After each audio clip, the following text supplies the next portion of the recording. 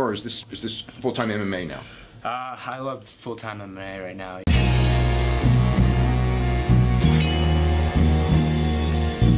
Back to the daily grind, and shout out to the full-time patrons. Make sure to hit subscribe if you're new and hit thumbs up if you're not a baby back bagel biting bitch boy, cause you know what time it is. It's full-time MMA.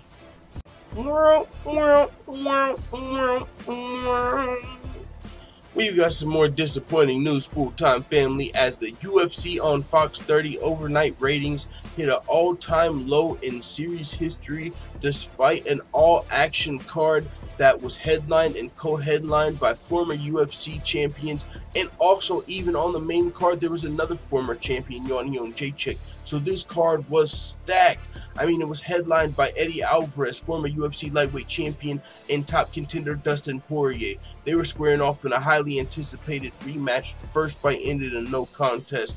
Then we had former featherweight kingpin Jose Aldo taking on Jeremy Stephens. That was a great fight. Top contender Jeremy Stephens looking for a title shot. Jose Aldo looking to come back and let everyone know he's not out of it after losing 3 of his last 4 fights to current champion Max Holloway and Conor McGregor. Jose Aldo got that spectacular comeback, but nobody saw it. Jacek returned to action, the first time we saw her fighting in a non-title fight, but nobody saw it. We had Olivia Alban Mercier versus Alex Hernandez, but nobody saw it. And what's crazy is, as crazy as these numbers are, it's true, man. I mean, this was a stacked card, and I was kind of surprised. My brother, the microwave, who only pays attention to the biggest cards, he literally falls into that casual fan category, because he was not interested in this fight, really. He didn't come and ask about who was fighting on the card after I told him, like, he didn't say, oh, I gotta watch that, you know. So he just wasn't into this card, and he's a casual fan. So the casual fans, I mean, he's one of them that clearly didn't tune into the UFC on Fox 30. And it's crazy as stacked as this card was, because it was the lowest in his series history, and that's including, you know, the Brunson Jacare card. I mean, there's a few cards that were the lower ones, and this one was the lowest. And it's crazy because this is one of the most stacked. Now, this is a recurring theme. This happened at UFC 225. We had 2 title fights, Whitaker versus Romero 2. We had Covington versus RDA. CM Punk was even on there. We had Tai Tuivasa versus Andrei Arlovsky, as well as Holly Holm versus Megan Anderson. And the card was still a dud as far as pay-per-views are concerned. I mean, even after the initial reports of 150,000 pay-per-view sales, which were a little low, it came in at like 250,000, which, I mean, that's not great. When you think about the bigger cards, you know, John Jones, Daniel Cormier, they sell like 800,000. The bigger cards before that, like Ronda Rousey, Conor McGregor, they were breaking 1 million. So unless you have the biggest of the big crossover stars on the card, the UFC is not bringing home the bacon. I mean, I'm sure 250,000 pay-per-views, you're still making some money, but not near as much when you got a superstar fighting on the card. And it's crazy because you got a bunch of what seem to be mid-tier stars. Holly Holm is somewhat of a star. CM Punk, definitely. Colby Covington, everyone in the MMA world knows who he is. Maybe not the crossover world yet. But UFC 225, just like UFC on Fox 30, was stacked. And they both had very surprising and low ratings. Now, with that being said, we'll see what that means for the company. I've heard talks that this might mean that the UFC isn't going to be as star-driven anymore. You know what I'm saying? They're not going to have maybe as many stacked cards, because when you stack the cards, it still doesn't pay out. I mean, it makes us, the hardcore fans, definitely not miss the card. But if it doesn't bring in the casual fan, which is really, it seems like the target market for every sport, I mean, maybe definitely the UFC, they care about the people that, you know, buy the pay-per-view when Conor's buying, when John Jones, they want to get those people tuned in. So with that being said, it's unfortunate. I don't know what this is gonna do. You know, we got a new deal coming up with ESPN in 2019, but I have a feeling that these numbers could have something to, you know, to do with what comes in the UFC. Whether it's they start stacking the cards less, you know, because clearly if you just put a bunch of former champions on the card, if there's no title on the line, people aren't giving much of a shit. Because all of these guys on this card, and girls, 3 of these fights 3 of 4 fights on the main card had former champions: Jose Aldo, Eddie Alvarez, Joanna Jacek. The only difference between this and a pay-per-view is they weren't defending a title. And real quick before you forget, do me a solid, full-time family, and hit the thumbs up button. And also, if you're new, hit the subscribe button and the bell right next to it so you get notified every time I upload a new video. And if you're enjoying this video and you want to see more free videos like this, head over to the Full-Time MMA Dojo at patreon.com/fulltimemma, where we post more videos like this, as well as you can see the goals of the channel.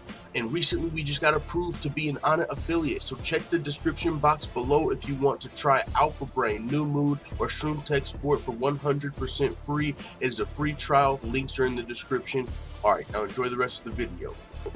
So maybe that's why, even though the UFC interim titles don't mean much, they put those things in place, because those titles do mean something to the casual fans. You can be a 4-year-old, you can be a 68-year-old woman, a grandma to a child, and you see, whenever you see a belt on someone's shoulder, you think, oh, that person is the champion. So even if it's an interim strap at one of these pay-per-views, that's not gonna matter to the casual fan. So, you know, if we don't think that the interim title makes sense, it seems like the UFC doesn't really need to care what we think as hardcore fans, because we're not the ones moving the needle.